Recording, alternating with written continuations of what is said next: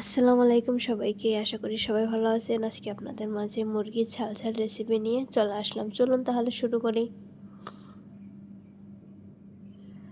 কড়াইতে পর্যাপ্ত পরিমাণে রান্নার রেগুলার তেল দিয়ে গরম করে নিব।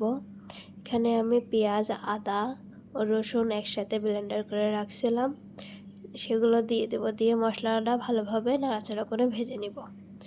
তারপর এখানে দিয়ে দিব 1 চামচ হলুদ, 1 চামচ গুঁড়ো ঝাল, 1 চামচ জিরা বাটা, পরিমাণ মতো লবণ, একটা তেজপাতা, 2-3টা দারুচিনি, 1-2টা এলাচ, 3-4টা গোলমরিচ দিয়ে সুন্দর করে মশলাটা কষিয়ে নেব। সামান্য পরিমাণ পানি দিয়ে দেব যাতে মশলাটা পুড়ে না যায়। তারপরে এভাবে নাড়াচাড়া করে মশলাটা কষিয়ে নেব। নাড়াচাড়া করতে থাকতে হবে, না হলে মশলাটা নিচে থেকে লেগে যেতে পারে। মশলাটা যখন এভাবে তেল উঠে ওঠা ভাব চলে আসবে, তখন সেখানে কেটে রাখা মুরগিগুলো দিয়ে দিব। দিয়ে সুন্দর করে নাড়াচাড়া করে কষিয়ে ভেজে নিব।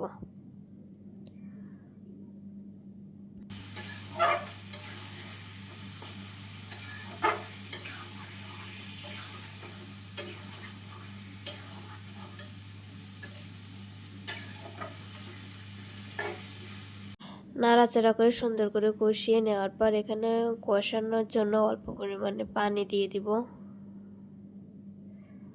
পানি দিয়ে নাড়াচাড়া করে মিশিয়ে ঢাকনা দিয়ে কিছুক্ষণ ঢেকে রান্না করে নিব।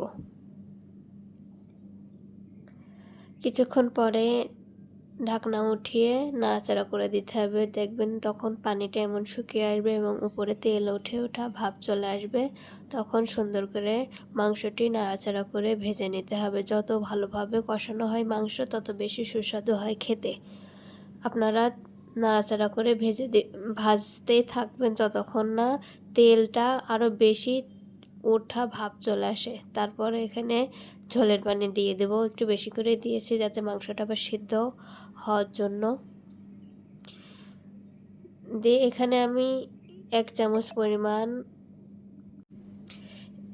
পরিমাণ গরম মশলা গুঁড়ো দিয়ে দিয়েছি। ভিডিও ক্লিপটা নিতে পারি নাই। দিয়ে কিছুক্ষণ ঢেকে রেখে রান্না করে নিব। এই তো আমার মাংস রান্না প্রায় শেষের দিকে। তারপর ঢাকনাটা উঠে এভাবে কিছুক্ষণ জাল করে নিব।